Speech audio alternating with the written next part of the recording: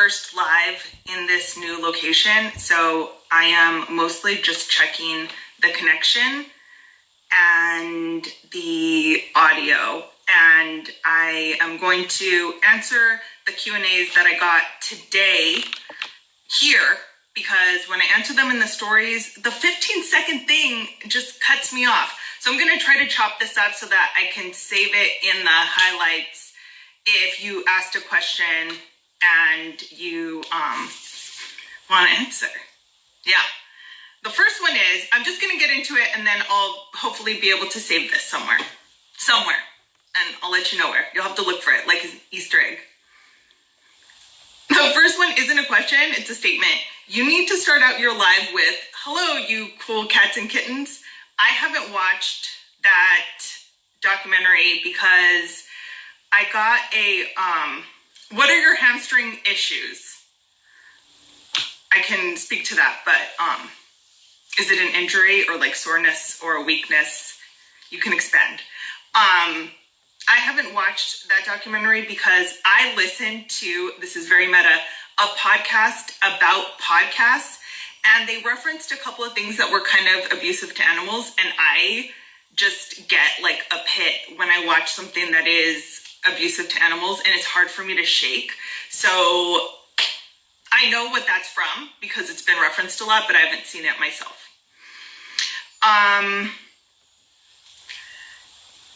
What do you normally eat for breakfast? I normally eat eggs and toast with, like, I'll do one savory piece of toast and then one with jelly on it. So there's like salty and sweet. I love cereal, but I feel like cereal at night is better than cereal in the morning. How often do you travel? Is that a trick question? Because I don't even remember traveling anymore. What is that? What? Huh? I heard people used to go on planes and go far off places. I used to travel constantly for races, like back to back, would be in California, East Coast, back and forth, excessively to just run a ton of races. And that it feels like a lifetime ago. So there's that. We can talk about the hamstrings. So I think that making sure that you are warming up, activating them, both your hamstrings and your glutes before you run is very helpful, and then stretching after. And if you go, and I think a lot of us are guilty of this, I would rather use up all the time I have for a workout to run as much as possible. And I'm like, make the warm-up super short, make the cool down non-existent. I'll do it in my head in the shower as I go from one thing to the next. And I think if you already have those issues, it's getting worse if you run and then immediately just like get ready and go wherever you're going to go. If you get ready and then get in your car, so you're sitting and you kind of realize it's associated with that. Because I used to do this. I used to drive to places for my long run.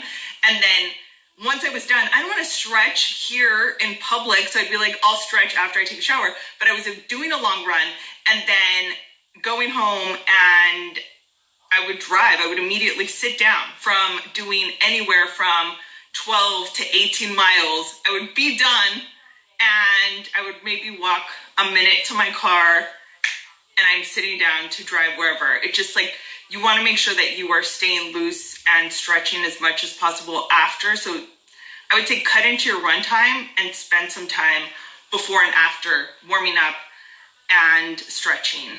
After walks too, I think light stretching, if it's an area that already kind of bugs you, you don't have to really, it doesn't have to hurt to be working. You know, if you're listening to your body as you're stretching, I think too, a lot of times we want like a prescribed workout where it's like, tell me what to do, A, B, C, how long do I need to do it? How many reps do I need to do? But as a runner, you need to know your body. So doing a stretch and just kind of listening to your body, doing a stretch session, and paying attention to what it's telling you.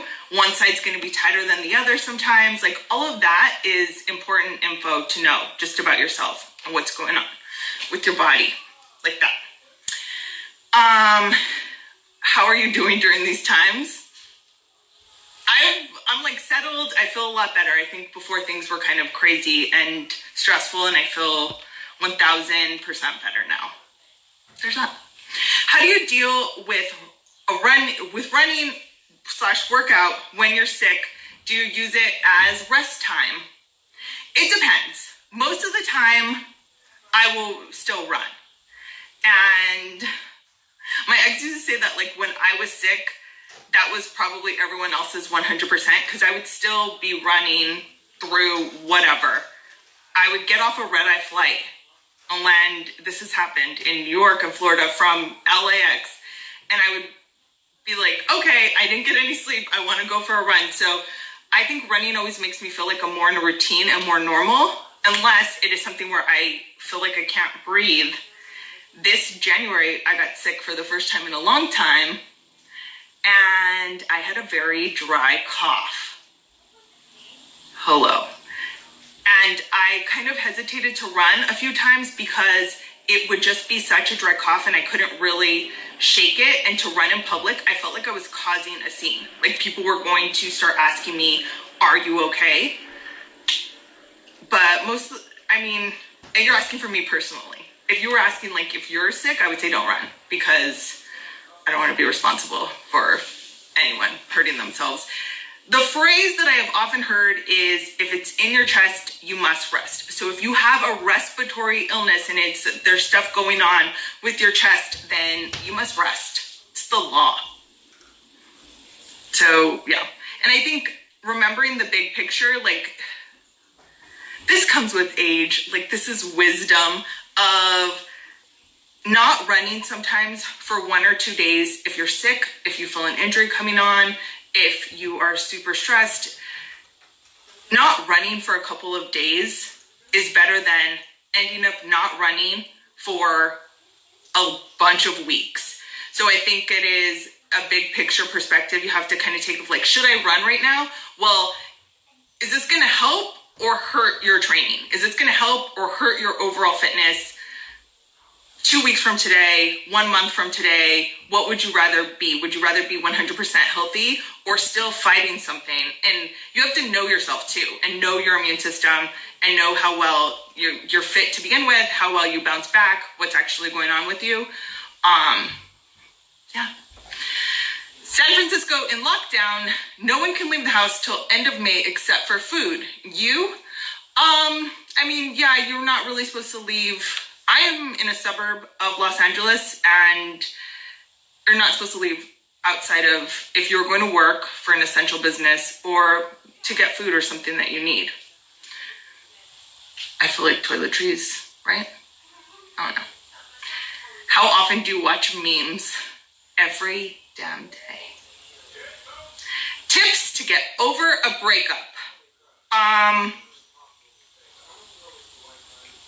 Talk to your friends. Even if you feel like they're getting sick of it, it's so therapeutic. One of my favorite tips and hacks for this is actually, I use WhatsApp with some of my friends, I guess with all of them, that live in another time zone. And so it's hard enough. People don't like to talk on the phone. I actually like to talk on the phone. No one was answering, which is why I decided to do this live. But we would do a Marco Polo, which is kind of, you don't necessarily want to do unless you do the emoji one, so you're not showing your face, because sometimes like if you feel like you're crying, you don't want to do a video message to someone and you're like crying. Anyways, I wouldn't. But I would do a ton of WhatsApp voice messages to my friends, just if I needed to talk something out, and they could listen to it when they wanted to. So I didn't feel like, I'm sorry, I'm interrupting your day. I was just thinking about this happening. So like whatever you can get that's kind of like therapeutic. Also like writing an email to a friend, not to the ex. Like get whatever out you need to get out and take care of yourself so that you look cute. It's kind of like this fake it till you make it thing where you feel better. You definitely aren't going to feel better if you are just like, you don't feel like you look good. You don't feel like you feel good. You don't feel like going anywhere. And this is all kind of not applicable to right now, but I would say try to do things that you really enjoy. Be super nice to yourself right now. Be super nice to yourself. Go somewhere you want to go, not right now, but yeah, do all the indulgent things. Watch any just girl or guy movie that you want to watch. Yeah, just have a good time. Be nice to yourself. Talk to your friends a ton.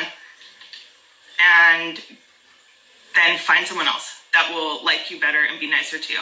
And stick it through till the end, because everyone's great. It's easy to stay together when everything's easy, right? But someone that sticks it through till the end, that's the point. Or is it? This is the last question. I also actually have a couple of posts on BrennyRepeat.com with how I got through my divorce. I think a playlist for breaking up, but the how I got through my divorce post is good for anyone who is going through a breakup. Because I think, really bad at going through a breakup. So I actually have like a lot of just like reasonable advice on there, I think. And it came out of nowhere for me, so I was not mentally prepared. And I don't have a third one. But that's what it is. RennieRepeat.com. That's the website I have. Hi, at RennieRepeat. Able to work out still? Yes. I am trying my best. I'm trying to get out early so no one else is out. I actually have, it's been easier for me to work out now that I'm all set up, because I have a treadmill, I have weights, I have a yoga, I have like so much stuff. Before I had a bed, and I do have a bed now, but before I had a bed, I had a treadmill. I got a treadmill because I don't even know what I thought was going to happen. I don't even watch weird movies. Like, I haven't watched the movies about things like this happening, but I thought it was going to be a code red situation. And I got all the equipment I needed. Anyways, those were the Q&As that came in from the Instagram story box today. If you have a question, I'll put up another box, or you can just leave it in the comments or DM me. I don't know how this works. And yeah.